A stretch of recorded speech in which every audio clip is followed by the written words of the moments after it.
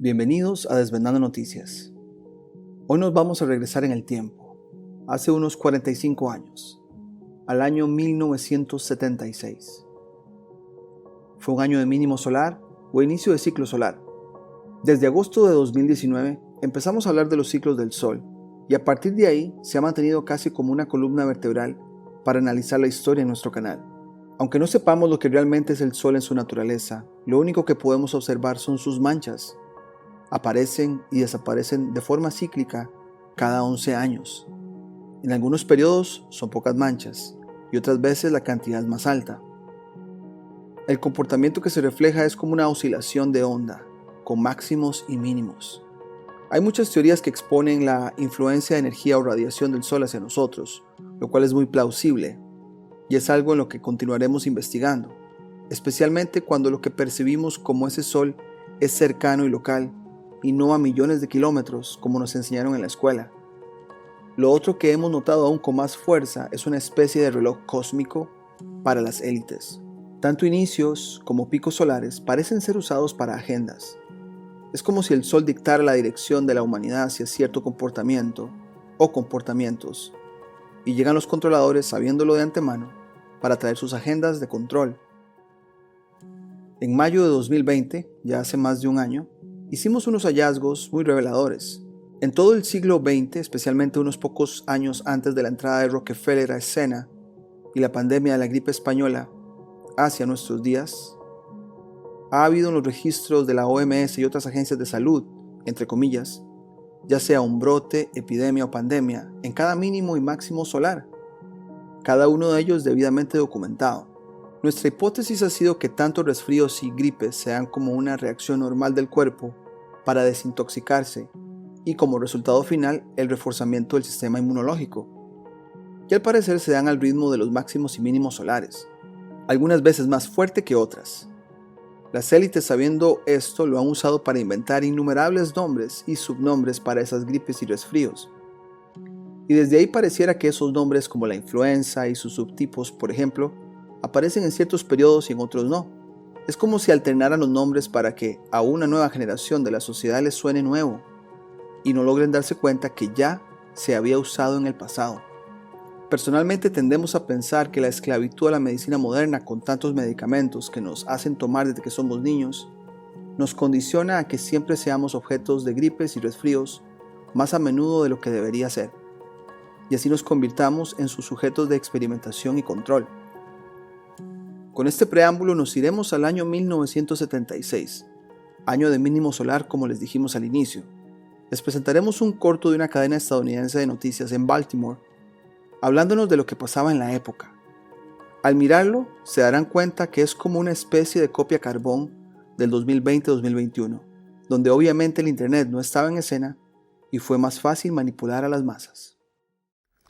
At Concord Bridge, the shot was fired which Emerson immortalized as the shot heard round the world. It was the first shot of the American Revolution, and for years after, revolutionary ideas spread around the world. Today, we're facing a situation in which the health of the nations of the world may be endangered by the swine influenza. But in this country, we have a vaccine that can effectively meet this threat. Swine flu vaccine is really the shot needed around the world. Hello, I'm Dr. Worthington. Within a very few weeks, the Baltimore City Health Department hopes to be offering to the citizens of Baltimore protection against what could be a very devastating influenza outbreak. Here to talk to us about Baltimore's plans for the immunization vaccination campaign is Dr. John Beatty Huff, who is Commissioner of Health of Baltimore City. And we're happy to have you on our program today, Doctor, to explain for us the importance of the so-called swine flu and the vaccine that we've heard so much about. Now,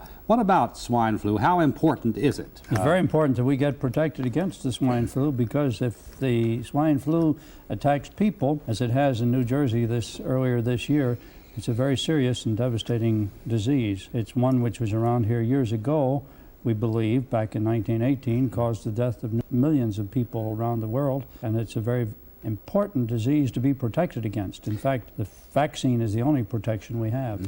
How about the germ itself? Could you tell us a little about its characteristics? I believe we have a picture here which will show people what the germ looks like. Well, the virus is in the cells. There are several varieties of the flu virus. Some have come out recently, the Victoria strain of the flu virus, and this is named Victoria because it was picked up in the Victoria lab in Australia. Virus gets into the cell, splits the cell, causes all sorts of troubles which are usually pulmonary in nature, that is, they involve the lungs, and the virus, although it is a known virus and has been known since 1931. It has changes about every 6 or 8 years, sometimes as long as 10 years, and when these changes come, the vaccine, the virus rather, that we get is a particularly troublesome one. We had the Hong Kong flu and the Asian flu, and we're now worried about the swine or New Jersey flu. We know that there is a vaccine available now. It's in preparation. How effective would you say this vaccine is? This vaccine is said to be somewhere around 80 to 90% effective. It's far more effective than the original vaccine, which came out in the late 50s.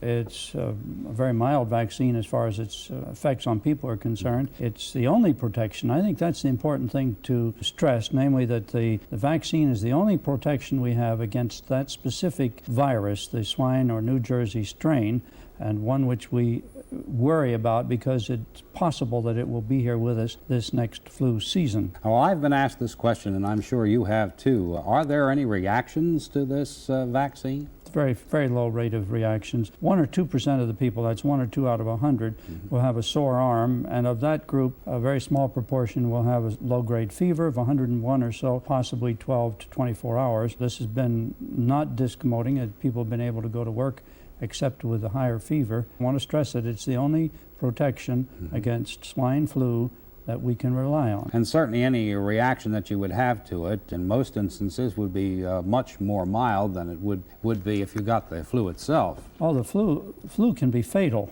and very quickly. The flu involves the lungs. It involves the lungs with a sticky, mucilaginous, hemorrhagic, bloody fluid, and it's one that you want to protect. The vaccine will be explained to people before they get it. We will have you might say, a show and tell when we tell people about the vaccine and about the reactions, and everyone will be taught about the vaccine at the time of the injection. Well, who should receive this vaccine now? Everyone over 65 should receive the vaccine that has 2 virus protective agents in it, one against the Victoria and one against the swine flu. People over 65 or those people under 65 who have other and chronic troubles like diabetes, pulmonary disease, cardiac disease. These are the ones that we speak of as being at risk, correct? Yes, these are people at risk, and it would include some of the children too. We're worried about this because the children don't really react very well, and we'll know about that around the 1st of September, perhaps the 15th, as to how they respond. They don't get sick from it, but they just don't develop an immunity. Is there any possibility that perhaps those under 18 will ever be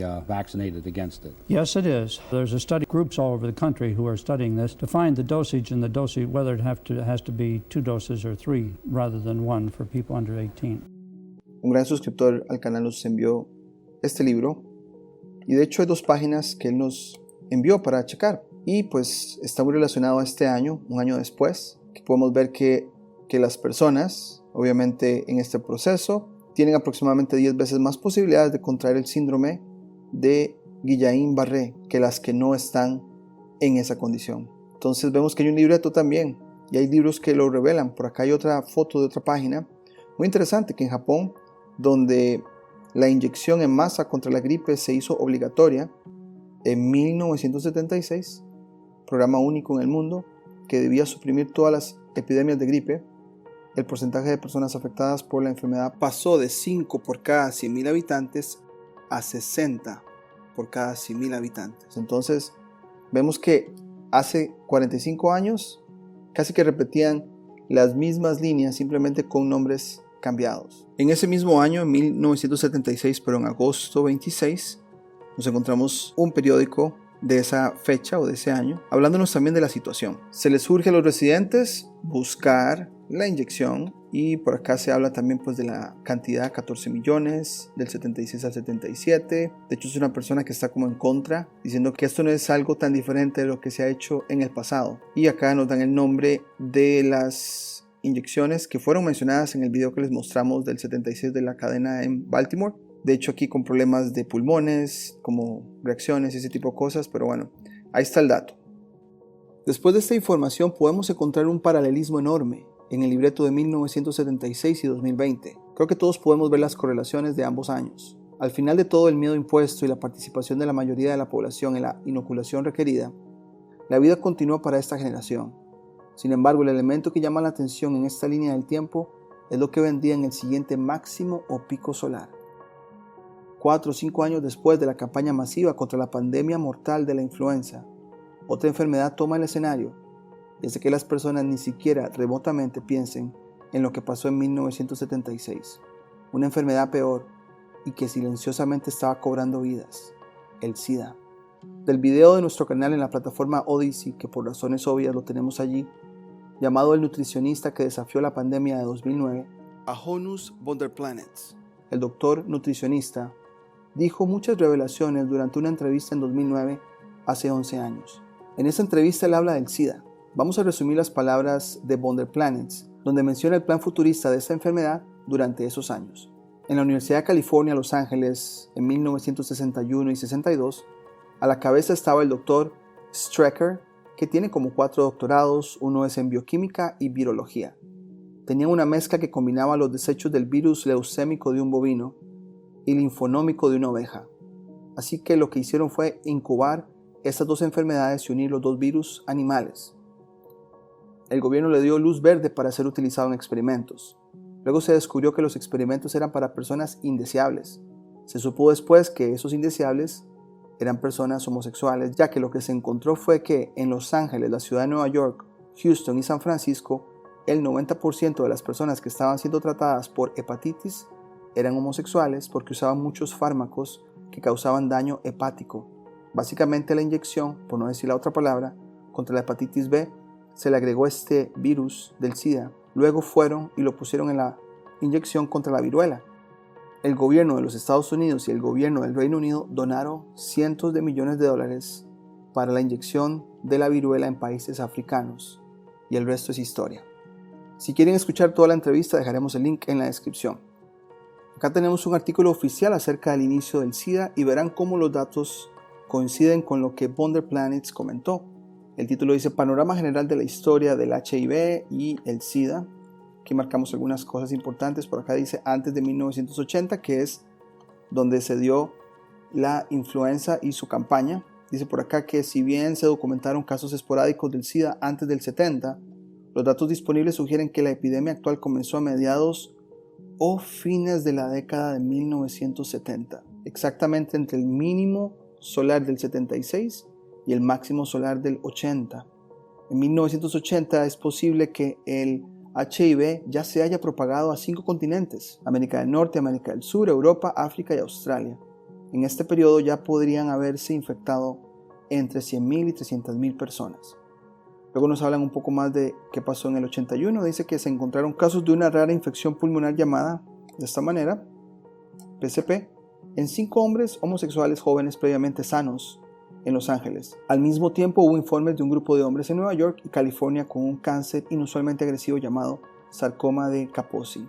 Y ya más adelante nos hablan que en Uganda, África, los médicos informaron de casos de una nueva enfermedad mortal y debilitante, conocida localmente como Slim, que viene siendo como su cuerpo muy delgado, desnutrido. En ese punto se habían creado varias organizaciones específicas para el SIDA, incluida la de San Francisco AIDS Foundation y la de Reino Unido llamada Terence Higgins Trust. Con toda esta información histórica de lo que pasó entre 1976 y 1980 y el inicio de esa década, queda claro que hay muchos paralelismos con lo que estamos pasando en este año. Pero antes de cerrar este video, no nos queda duda que los libretos son los mismos, son rotados, reciclados acorde a la generación o sociedad en turno. Se harán sonar como nuevos, sin precedentes o inusuales.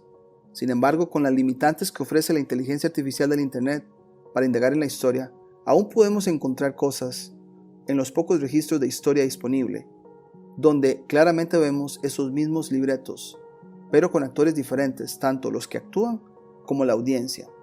Quizá aquellos que predicen o se hacen llamar videntes supieron de los ciclos y fue muy fácil decir que algo iba a pasar en el futuro, porque ya había sucedido en el pasado.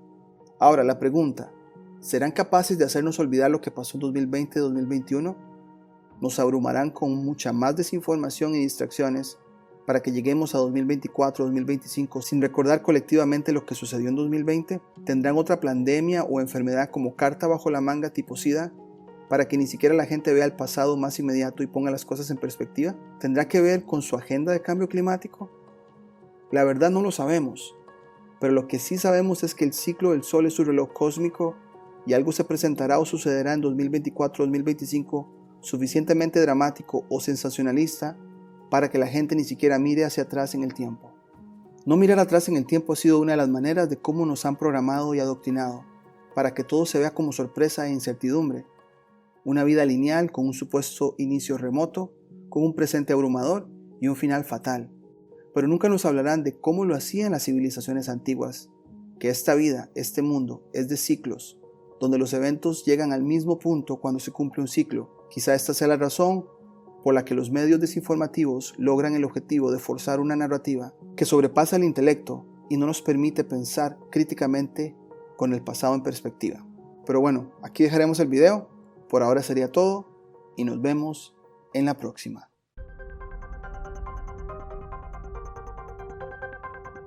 Si te gustó el contenido del canal, no olvides suscribirte, darle campanita para notificaciones, darle me gusta, comentar o compartir. Hasta la próxima.